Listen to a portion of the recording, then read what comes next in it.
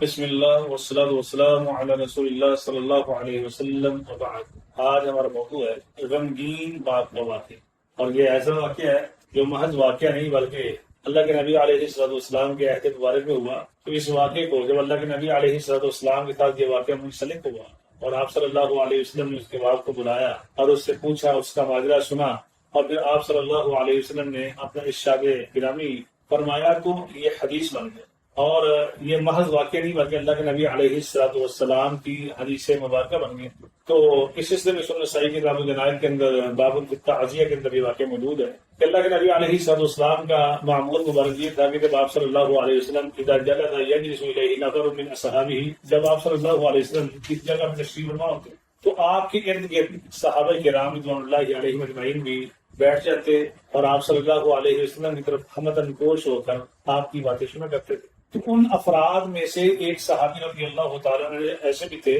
کہ ان کے ساتھ ان کا چھوٹا بچہ بھی آ جاتا، تو وہ ان کو بھی مجلس میں بٹھاتے اور اللہ کے نبی علیہ الصلوۃ والسلام کی باتیں سننے کی تلقین کرتے۔ اور ایسے ہی معمول رہتا ہے جب بھی وہ بندہ آتا اس کے ساتھ وہ چھوٹا بچہ بھی ہوتا۔ ایک دفعہ ایسے ہوا کہ اللہ کے نبی علیہ الصلوۃ والسلام نے محسوس فرمایا کہ اب وہ بندہ ہماری مجلس میں نہیں آ رہا اور اس کا بیٹا بھی نہیں آ رہا۔ اللہ کے نبی علیہ الصلوۃ والسلام نے چند واقعات کے بعد چند مجلسوں کے بعد پوچھا کہ وہ اب بندہ ہمیں نظر نہیں آ رہا جس کے ساتھ چھوٹا بیٹا ہوتا تھا۔ تو صحابہ کرام رضوان اللہ علیہم اجمعین ارشاد بیان کرتے ہیں اللہ کے رسول صلی اللہ علیہ وسلم اس کا چھوٹا بیٹا وہ موت ہو گیا ہے، اور وہ غمگین باپ اپنے بیٹے کے غم پہ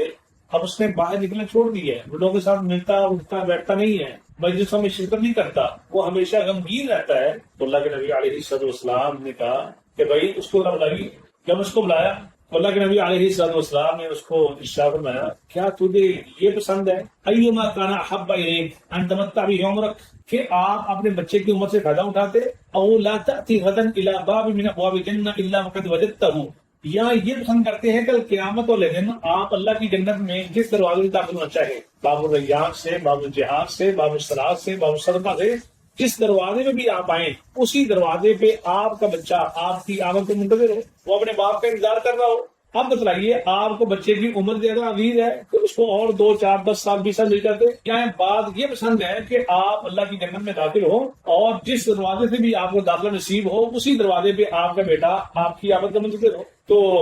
وہ بیٹا آپ سے پہلے ہو یفتح لک، وہ آپ کے لیے دروازہ کھول رہا ہو۔ عرض کرتے ہیں اللہ کے نبی علیہ الصلوۃ والسلام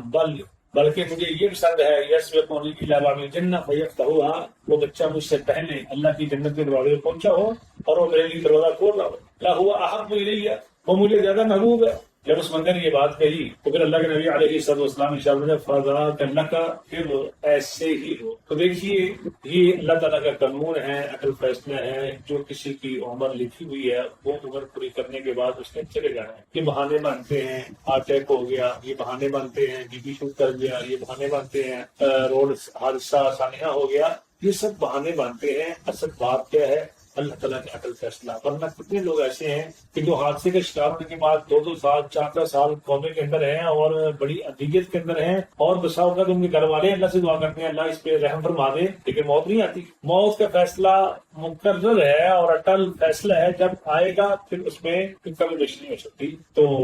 اللہ تعالیٰ سے دعا ہے کہ اللہ تعالیٰ ایسے والدین کو صبر بھی عطا فرمائے اور اس صبر پہ اجر عظیم بھی عطا